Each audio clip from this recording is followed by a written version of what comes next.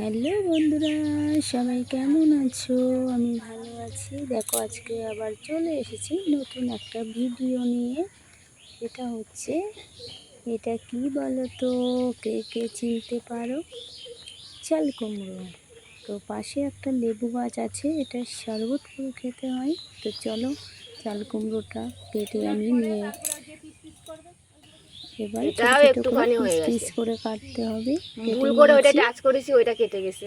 দেখো পিস করলেও মাঝখান থেকে কিন্তু একটু একটু বাদিয়ে রাখতে হবে। এটাকে এবার চলো রান্নাটা শুরু করি।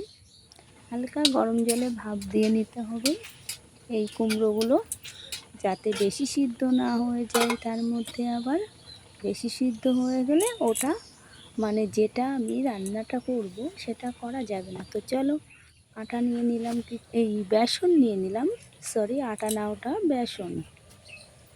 তো বেসনটা আমি নিয়ে নিয়েছি, স্বাদ অনুযায়ী লবণ দিয়ে দিয়েছি। নুনটা কিন্তু সবার মানে প্রয়োজন অনুযায়ী দেবে। তো চলো এটাতে একটু হলুদ দিয়ে দিলাম, তারপরে একটু স্বাদ অনুযায়ী লঙ্কার গুঁড়ো দিয়ে দেব। লঙ্কার গুঁড়োটা যে যেমন ঝাল খেতে পছন্দ করো তেমন। তো চলো বাটাটা করে নিই। বাটাটা হয়ে গেছে। এটা পোস্ত আর সর্ষে বাটা। তো এতেও একটু লঙ্কা গুঁড়ো দিয়ে দেবো, যেহেতু এটা আমি ভিতরে দেব। স্বাদ অনুযায়ী নুন, হলুদও দেব এবার। তো হলুদ, নুন, লঙ্কা সব দেওয়া হয়ে গেছে। চলো এটাকে মিক্সড করে নিই। কমপ্লিট মিক্সড করা। তো এটা আমি শিলেই বাটা করেছি। চলো এবার আটাটা মিক্সড করে নিতে হবে। জল দিয়ে দিয়েছি একটুখানি, তো দেখি কেমন হয়। তো আর একটু জল দিয়ে লাগবে এতে। তো চলো মিক্সড করে নিয়েছি। এটা মানে ভালো করে বেসনটা ফাটিয়ে নিতে হবে। ফাটিয়ে নিয়েছি, তো একটু রেখে দিতে হবে। তো রাখার পরে মানে রেখে দেবো এটা একটু। চলো চাল কুমড়োগুলো এবার একটু দেখি। দেখো ভিতর থেকে আমি এমনভাবে কেটেছি, ফাঁকা একটু বাদিয়ে রেখেছি। তো চলো এটাতে আমি এখন একটু একটু করে মানে এর যেটা কাজ সেটা করব, বলতে ওই মশলাটা এর ভিতরে একটু একটু দিয়ে দেব। চলো একটু একটু করে দিয়ে দিয়েছি সবগুলোই। তো পাশে আমার বাড়িতে একটা ড্রাগন হয়েছে, তো ড্রাগনটা আমি তুলে নিয়েছি। দেখো মশলাগুলো সব কটাতে আমি দিয়ে দিয়েছি একটু একটু করে, যে কটা কুমড়ো কেটেছিলাম সব কটাতেই। তো দেখো এটা অনেকটা সানরাইজের মতো দেখতে লাগছে। এটা ভাজার পরে আরও সুন্দর লাগবে দেখতে।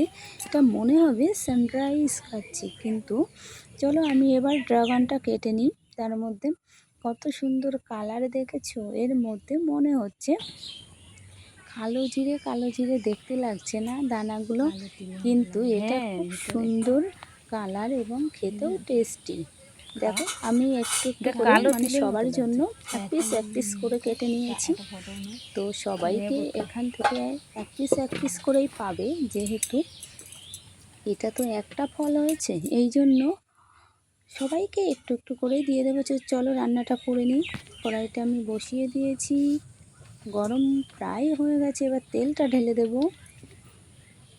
তো চলো তেলটা আমি ঢেলে দেওয়ার সাথে সাথে দেখো গরম হয়ে গেছে।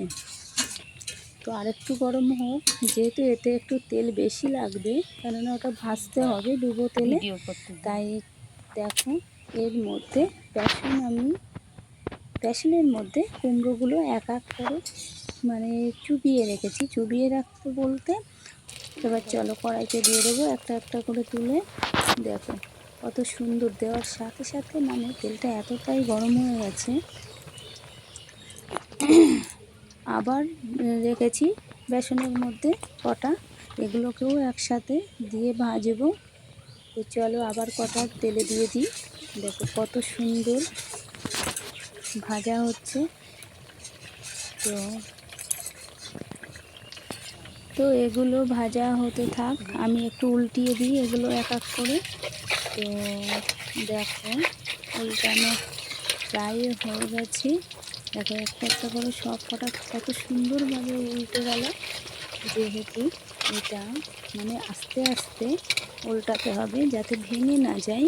তো চলো, এক পিঠ আমার ভাজা হয়ে গেছে, দেখো আমার কমপ্লিট পুরো রেসিপিটাই আমার মানে কমপ্লিট প্রায়। তো এটা ভাজা হয়ে গেছে, কত সুন্দর লাল লাল এসছে। তো এটা তোমরা সস বা কোনো একটা চাটনির সাথে বা সসের সাথে খেলে বেশি টেস্টি পাবে। তো যারা যারা নতুন আছো একটু সাবস্ক্রাইব করে পাশে থেকো, আর ভিডিওটা ভালো লাগলে লাইক কমেন্ট শেয়ার করো। আর সবাই ভালো থেকো, সুস্থ থেকো, আর নিজের খেয়াল অবশ্যই রেখো। আর নতুন ভিডিও আনতে আমারও ভালো লাগে। আসি এবার, টাটা।